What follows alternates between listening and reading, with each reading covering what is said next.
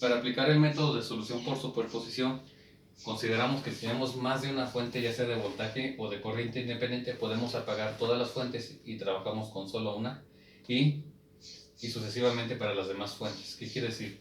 Que el teorema de superposición dice que la suma de los efectos de todas las fuentes que están actuando en el circuito es igual a todas las fuentes juntas. ¿Qué quiere decir eso? Para simplificar el análisis por este método, podemos apagar las fuentes y sustituirlas. Una fuente de voltaje se puede sustituir por un cortocircuito. Una fuente de corriente se puede sustituir por un circuito abierto. Hay que considerar que solamente aplica para cuando son fuentes de voltaje y de corriente independiente. Empezamos a resolver. Necesito calcular la corriente que pasa en la resistencia de 9 ohms, que es IX. Pero para eso tenemos que eliminar las dos fuentes y empezar a calcular esa corriente. Empezaremos a eliminar la primera fuente. Recuerden, si es una fuente de voltaje por cortocircuito, entonces la eliminamos y me queda así. Al momento de que yo ponga un cortocircuito, solamente estoy trabajando con la pura fuente de corriente. ¿Qué quiere decir? Que esa fuente de corriente va a entrar en este nodo y va a salir la corriente que pasa en la resistencia de 6 ohms y la corriente IX, que es la que me interesa a mí conocer. Empezamos. IS va a ser igual a I6 más IX. Sabemos que esa corriente es 2 amperes y que esta corriente aún la desconocemos, pero sabemos el valor óhmico que presenta. Analizando la ley de corrientes de Kirchhoff en el nodo V1, me queda V1 entre 6 más V1 entre 9. Esto va a ser igual a 2. Multiplicamos por 18, ya que es un es un elemento múltiplo de los denominadores, entonces por lo tanto me queda 3V1 más 2V1. Esto va a ser igual a 36.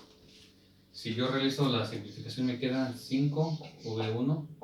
Esto va a ser igual a 36. Y si despejo V1 me quedaría 36 sobre 5. Que eso me da un resultado de 7.2. Sabemos que ese voltaje está presente y como podemos observar, como es un circuito paralelo, prácticamente el voltaje que hay en esta rama va a ser el mismo que tengo aquí. Y así ya puedo calcular IX. Si conozco su voltaje, IX me quedaría que es 7.2 volts entre 9 ohms. Y eso finalmente me da un resultado de 0.8 amperes. Recuerden que es el primer paso para resolver el circuito. Vamos a considerar IX como IX', donde IX' es igual a 0.8 amperes. Ahora me falta calcular IX, pero con la fuente de voltaje independiente, apagando la fuente de corriente dependiente. Realizamos ese paso.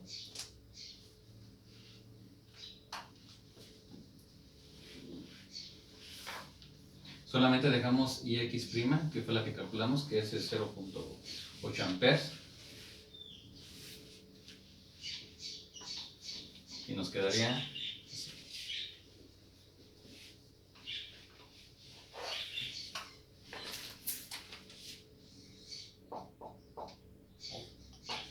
Una fuente de voltaje independiente y recuerden, la fuente de corriente la sustituí por un circuito abierto. Como se puede ver aquí, solamente tengo una corriente y tengo dos voltajes. El voltaje de esta fuente va a ser el mismo que el voltaje en la resistencia 6 ohms más el voltaje en la resistencia 9 ohms. Como a mí me interesa conocer la IX, aplicaré un divisor de voltaje para la resistencia 9 ohms, que me queda así. Voltaje en 9 ohms va a ser igual a 9 entre 9 más 6 por 3, que ese sería el voltaje presente en la resistencia de 9 ohms aplicando el divisor de tensión, que me quedaría un voltaje de 1.8 volts. Si yo calculo I de X sería igual a 1.8 volts entre 9 ohms, y esto me daría 0.2 amperes.